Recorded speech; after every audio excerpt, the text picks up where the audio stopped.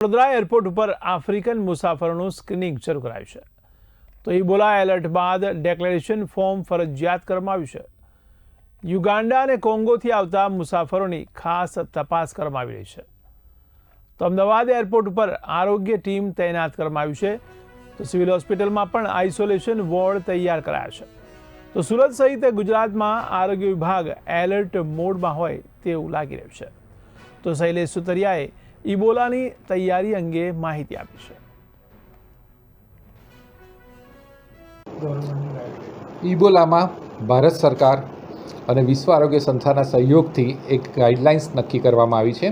આ રોગના એક પણ દર્દી આપણે ભારતમાં જોવા મળતા નથી અને ઇબોલા વાયરસ અત્યારે ભારતમાં જોવા મળ્યો નથી.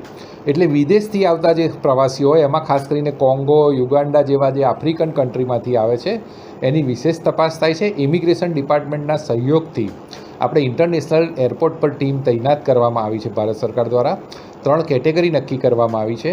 એમાં જે પહેલી કેટેગરી એવા છે કે જે લોકો દર્દીના સંપર્કમાં પણ નથી અને એમને કોઈપણ જાતના સિમ્ટમ્સ જોવા નથી મળતા, તો એ લોકોને 21 દિવસ માટે આપણે હોમમાં રાખીએ છીએ, હોમ ક્વોરન્ટાઇન. અને એ લોકોના જે દર્દીઓનું આવે એ લોકો આપણને લાઇન લિસ્ટિંગ આપે. હજી સુધી વડોદરા જિલ્લામાં એવું કોઈ દર્દી આવ્યું નથી, પણ ત્યાંથી લાઇન લિસ્ટિંગ મળે તો આપણે રોજ MPHW, FHW દ્વારા એનું સ્ક્રીનિંગ ઘરે કરાવી અને મોનિટરિંગ 21 દિવસ કરીએ. જો એમાં સિમ્ટમ્સ લાગે તો પછી એની કેટેગરી 2 પ્રમાણે કરીએ.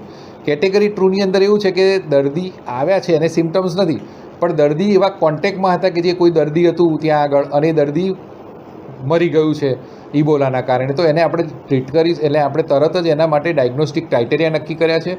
એ ડાયગ્નોસ્ટિક ક્રાઇટેરિયા પૂરેપૂરા આપણે કરીશું અને એને ઇબોલા નથી એ નક્કી થાય પછી જ આપણે એને કેટેગરી 1 પ્રમાણે હોમમાં જઈશું અને પછી 21 દિવસ સુધી એનું આપણે મોનિટરિંગ કરીશું.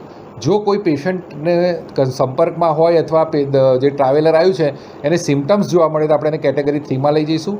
એને નક્કી કરેલી આઇસોલેટેડ હોસ્પિટલમાં ટ્રીટમેન્ટ આપવામાં આવશે અને ટ્રીટમેન્ટ દરમિયાન એને ફૂલી ક્વોરન્ટાઇન હશે. એની ટીમ જે અમારી એસાઇન થઈ છે એ જ લોકો એને ટ્રીટમેન્ટ